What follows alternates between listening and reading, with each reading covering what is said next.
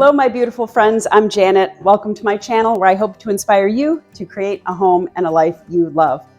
Well, this is week 3 of my current renovation project, and I've been sharing all the steps along this construction journey with you. So let's dive into week 3.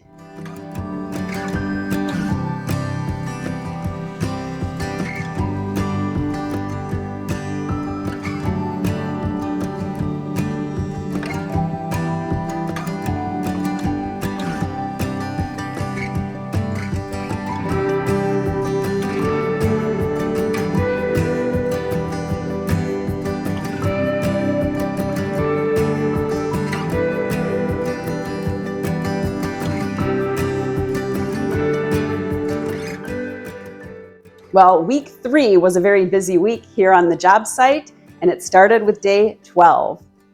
On day 12, all that concrete that V broke up had to be loaded in the truck and taken to the dump. So everybody got their aggressions out, throwing concrete into the truck, listening to music.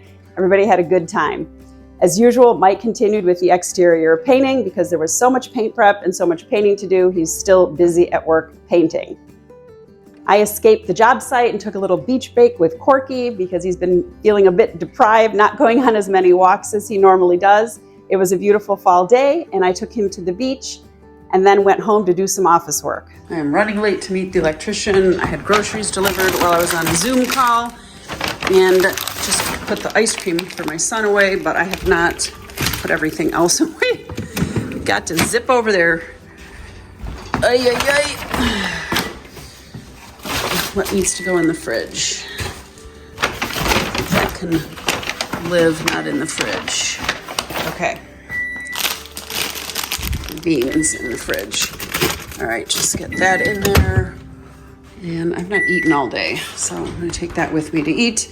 And we are late to meet the electrician to go over the job. Let's go.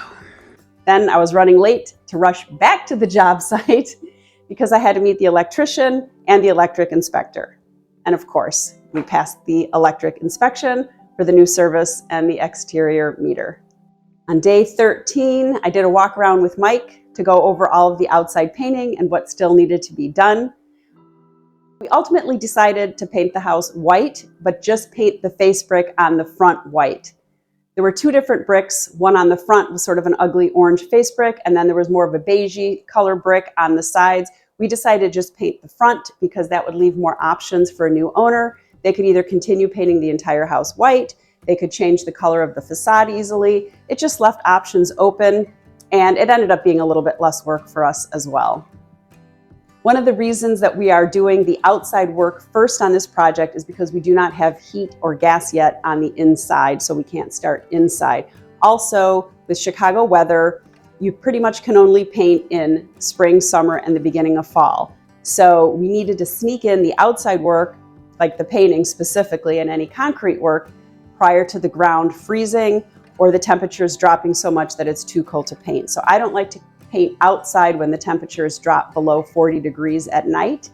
It just doesn't encourage the longevity of your paint job. So once it's below 40, you really can't do much work outside in Chicago. Only Mike was here finishing up while we still had good weather. I decided to escape and go on a thrifting expedition with my mom for the day. If you're interested in coming along on any of the thrifting expeditions I do with my mom, I'll leave links to some of my thrifting expedition videos in the description below. After every expedition, I also do a thrift haul video, so stay tuned for that as well. So I got to the job site early as usual on day 14, and I found out that Rene lured Mike into going out for karaoke the night before. It looks like they had a lot of fun because they shot a little video footage for me. I meet with the gutter contractor so he can do his final measure, and I go over the gutter job with him so that everything will go off without a hitch.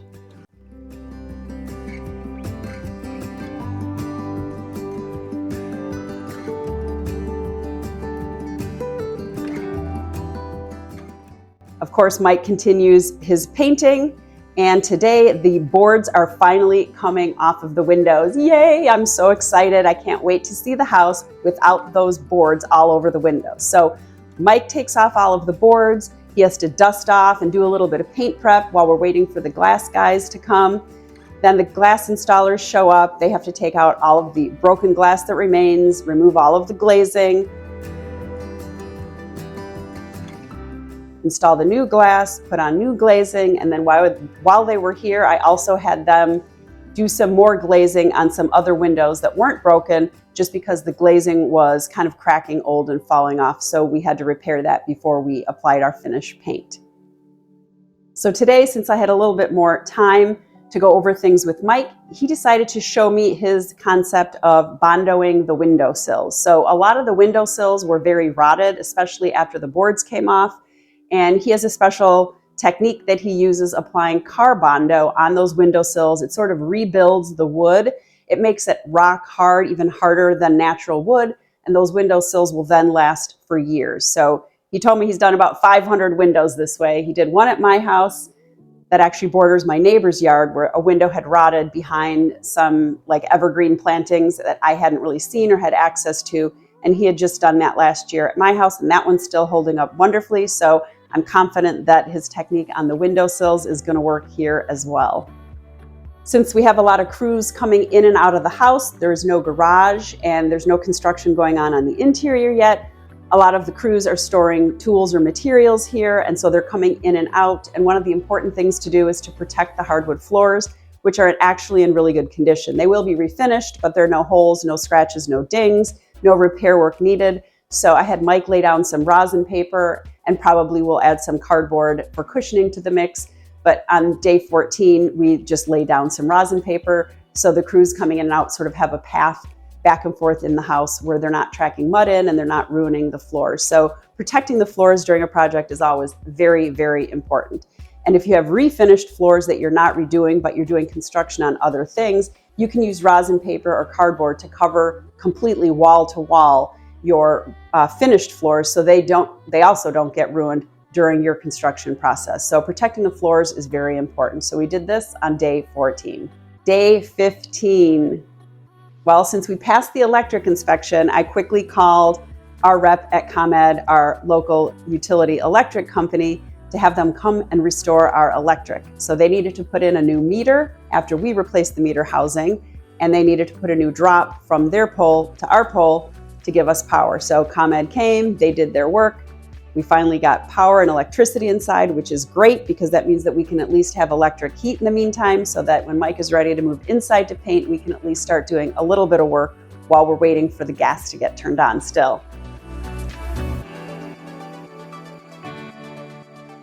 Since all the boards came off the windows yesterday, Mike can finally start prepping all of those windows now that the new glass is in, but we ran into a little bit of a snafu because the weather is getting colder, so the glazing that the window guys put on around the new glass was still very wet and malleable. So when glazing is wet like that, you don't want to mush it or disfigure it at all. It needs to cure and dry in place so that it seals the glass in the windows correctly and so that it still looks good for years to come.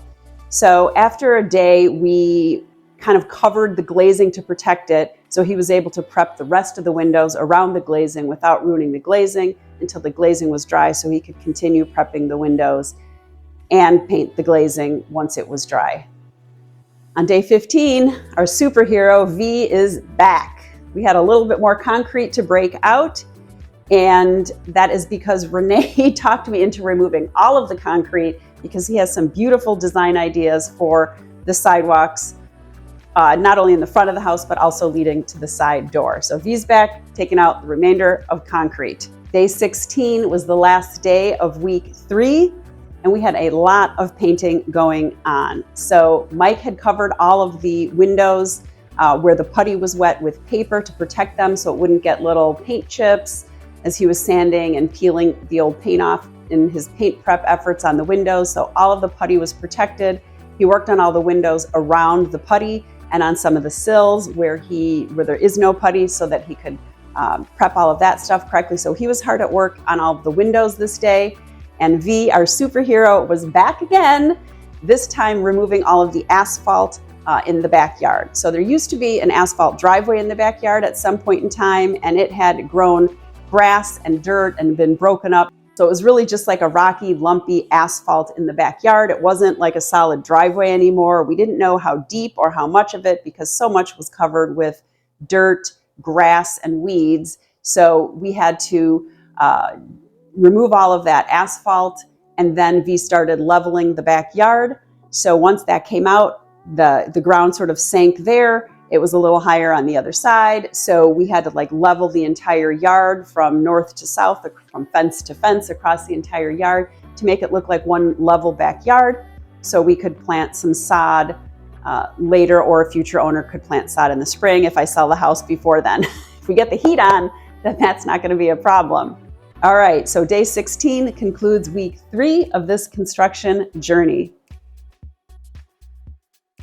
Thank you so much for joining me on week 3 of my construction journey and for following along as I flip this house.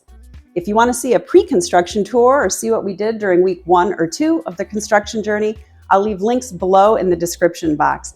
Also, please like this video, hit the subscribe button and the bell, and do all those other fun things below. Thank you so much for watching. Please join me next week for week 4 of the construction journey. And until then, ciao for now.